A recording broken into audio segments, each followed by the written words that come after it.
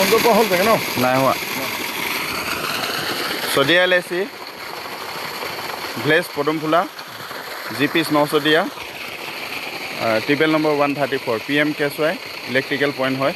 এইটো যোৱাকালি বেয়া হৈ আছিলে, ভল্টেজ আপ ডাউন হোৱাৰ বাবে ইয়াতে টায়াৰবিলাক জ্বলি গৈছিলে। APDCLৰ মানুহ আহিও তেওঁলোকে ঠিক কৰিব নোৱাৰিলে।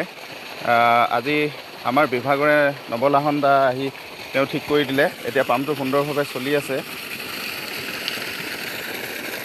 এই পাম্পটোৰ পৰাই তেখেতসকলে সুন্দৰভাৱে এইখিনি খেতি লগাইছে বেনিফিচাৰী এইফালে, আৰু তেখেতৰ এইখিনি লগাবলৈ আছে।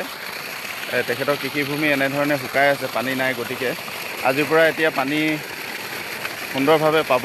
তেখেতৰ পাম্পটো চলিছে, ৰুব পাৰিব।